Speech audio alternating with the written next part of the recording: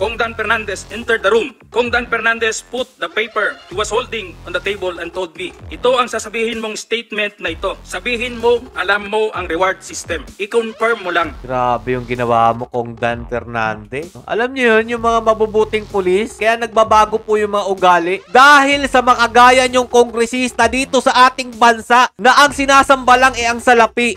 Well, let's go straight to the point. Did you and Representative Dan Fernandez instruct Police Colonel Hector Grijaldo to confirm the reward system in Davao, in effect asking him to lie? But what you did was wrong. That immediately put color and bias into the resource persons. Ngayong congressman, Oh. parang papailan ko ng kaso. Papailan kayo ng kaso. Total, hindi ko na kailangan yung affidavit mo. Ihanda nyo na yung sarili nyo, Kong Dan Fernandez at saka Kong Abante.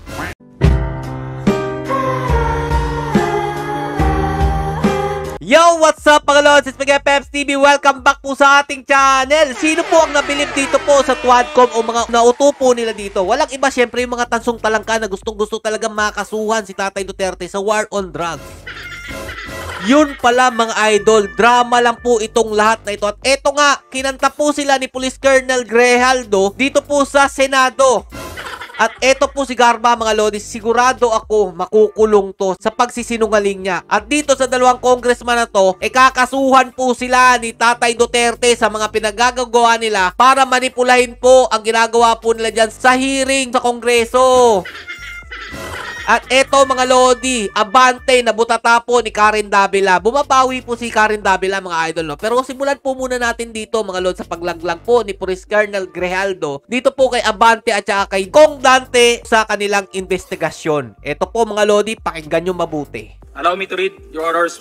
May affidavit. I, Police Colonel Hector U. Grijaldo, 3rd Level Officer, presently assigned a Personal Holding Administrative Unit, Camp Crame, Quezon City. After duly sworn to, under oath and in accordance with law, to hereby depose and states that I've been dedicated to public service for almost 30 years. And since I took my oath as cadet on June 1, 1995, on October 16, 2024, I was again invited as a resource person in the 9th Joint Public Hearing of Committees on Dangerous Drug, Public Order, Safety and Human Rights, and Public Accounts of the House of Representatives scheduled on October 22, 2024 at 9:30 a.m. I, together with other invited PNP personnel, attended the joint hearing in the House of Representatives. After I answered questions related to extrajudicial killings and the reward system, I was approached by a security personnel while I was seated, one of the witnesses during the hearing. The said person told me that I was summoned by Congressman Dan Fernandez. Yun!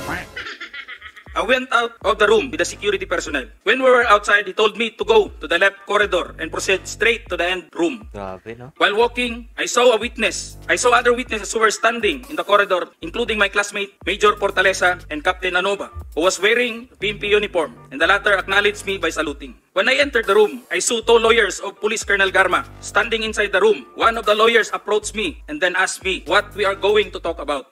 I said I do not know. After a while, Kong Dan Fernandez entered the room and he asked me to sit beside him on his right side. And then Kong Abante entered the room, sat far end of the chair on the right. One of the lawyers of Police Karma stood near at my back. Kong Dan Fernandez put the paper he was holding on the table and told me, ito ang sasabihin mong statement na ito. While pointing on the paragraph on the paper, ito ang supplemental affidavit ni Colonel Garma. Sabihin mo, alam mo ang reward system. I-confirm mo lang. Grabe yung ginawa mo, Kong Dan Fernandez. Ganyan kayo kakikisig dyan sa Quadcom, sa Congress. Pero ang katotohanan pala talaga niyan, planado nyo, sinusulsulan nyo kung sino man ang magiging resource person about dito sa investigasyon nyo sa war on drugs noong pamumuno ni Tatay Duterte. Grabe, karmahin sana kayo. Yan din si General Garma. Paiyak-iyak ka pa dyan, tapos ito pala yung nangyari dyan sa loob ninyo. Inuutusan nyo lang pala. Ika po ni Police Colonel Grijaldo ha. Kayong dalawa, Abante at saka ito si Dan Fernandez, may inuutos kayong para yun ang sabihin nila dyan po sa investigasyon ninyo. Siguro ang laki ng bayad talaga dito kung sino man po ang nasa likod nitong planong pagpapabagsak sa mga Duterte. Tuloy pa natin yung about po kay Abante mga idol. Kong Dan told me to read the said affidavit. Grabe. However, I asked a copy of affidavit he was showing to me to read it. He did not give it to me. Siyempre. The lawyer of Police Colonel Garma said, ikaw lang ang pwedeng magsabi niyan, sabi ni Colonel Garma. I was puzzled and I asked myself, why me? I respectfully told him that I cannot confirm. They are saying as I have not read the affidavit. Salute po talaga sa inyo, Police Colonel Grijaldo. Napakabuti nyo pong pulis. Kayo po dapat ang pinapamarisa ng mga pulis natin, ng mga opisyal ng gobyerno. Ang kagaya nyo po ang magwawakas nitong mga katiwalian dito sa ating bansa, mga opisyal ng gobyerno. Salute po talaga sa inyo. We went silent for a while and then Kong Dan Fernandez said while holding the affidavit, saan ka pwede? Dito, noong 1999, about DDS, alam mo to, pulis ka na sa Davao nito. Grabe. I politely told him that I was not still with the PNP because I was working with the Bureau of Jail Management and Penology in 1999 that time. Gusto pa nilang palabasin noong 1999 mga idol. Doon na po nagsimula ang war on drugs, pati po yung pagbabayad po o pagsusuhol sa mga pulis para po kitilin ang mga buhay nito mga adik at yung mga nahuhuli po nilang kriminal. Grabe ka Kong Dante kung totoo man talaga tong sinabi ni Police Colonel Grijaldo sa inyo. Nakakasuka kayong kongresista. After some time, Kong Abante asked me how many years those still I have with the PNP. I answered, I still have 4 years before my retirement. Then he made a remark. Ito yung suhol ni Abante. Para po dito yata sa gusto nilang mangyari sa statement po ni Police Colonel Grijaldo. Ito po si Abante. Pwede ka pang maging general. I humbly responded to him. Masaya na ako sa ranggo ko, sir. Pagkatapos nito, sir, uuwi na lang ako at magtatanim na lang ako ng kamote sa amin. Grabe talaga ginagawa ninyo. Alam niyo yun, yung mga mabubuting pulis, kaya nagbabago po yung mga ugali dahil sa makagaya nyong kongresista dito sa ating bansa na ang sinasambalang ang salapi. Grabe kayo. Biruin nyo, gusto nyong suhulan yung pulis ng isang ranggo na ang kapalit naman ito ang kasiraan ng mga pulis natin dito sa ating bansa. Ganto ba yung pastor? Ganto ba si Abante, mga idol, ng Congress? Grabe, wag nyo na pong iboto yung mga gantong klaseng kongresista. Kung kayo, tuwan-tuwa kayo dyan sa Quadcom dahil kayo ay mga tansong talangka, mahiya-hiya kayo, nakakasuka talaga. So dito naman tayo mga idol. Kahit papaano, bumabawi naman po si Karen Davila dahil nga po, nung nakaraan, syempre kung ano-ano mga pinagsasabi niya kay Tatay Duterte. Dito mga idol, napabilib po ko kay Karen Davila kahit ganito po siya mag-interview.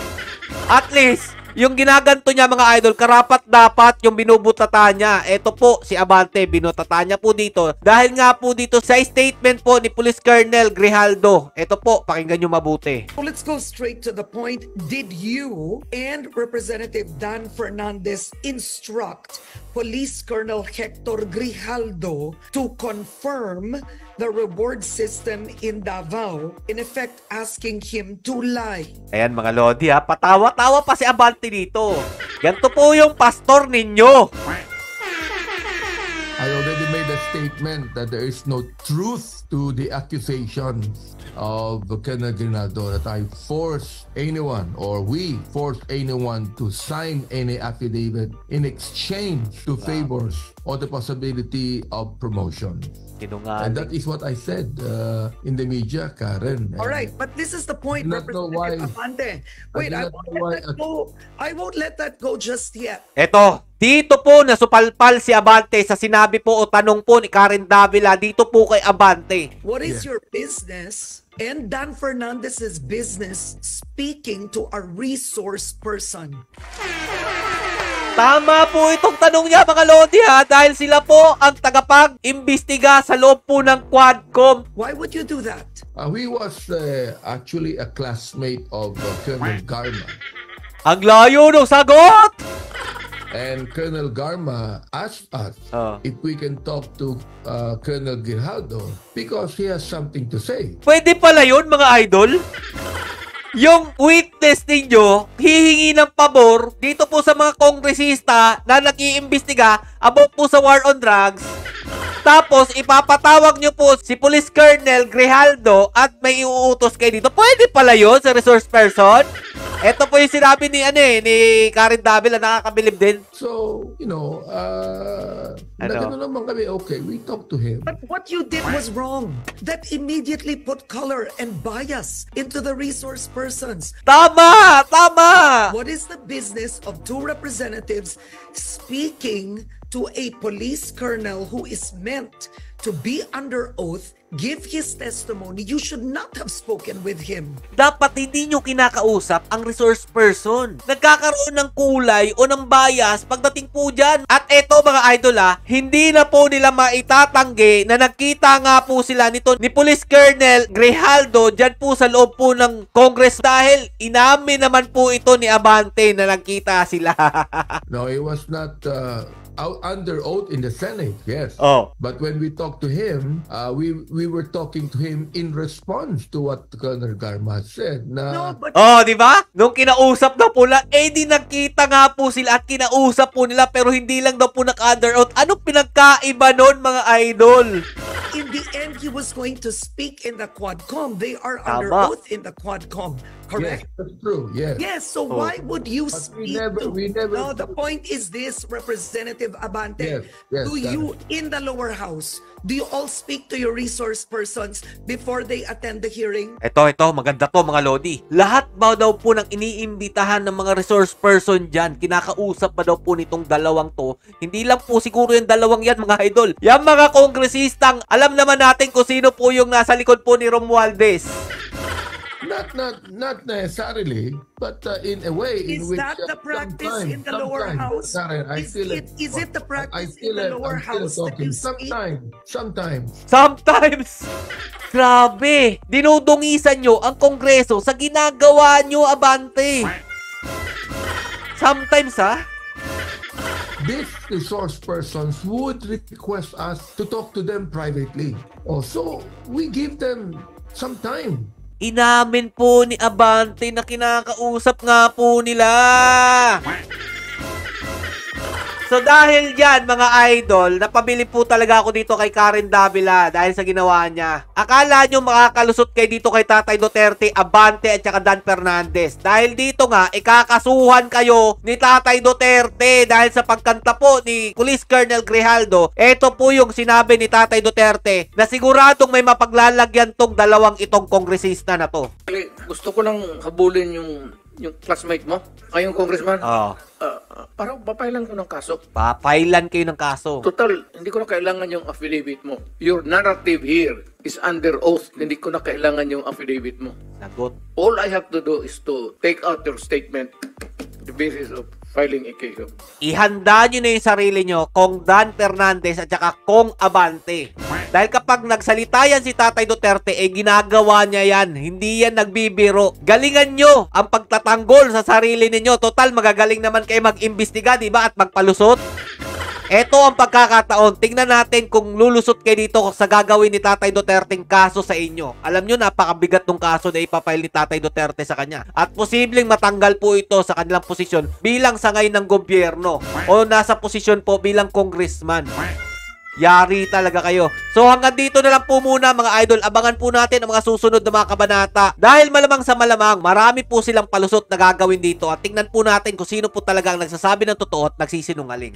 Hanggang dito lang po muna. Stay safe mga lods and God bless you all. Duterte pa rin. Salute po sa inyo Police Colonel Grijaldo.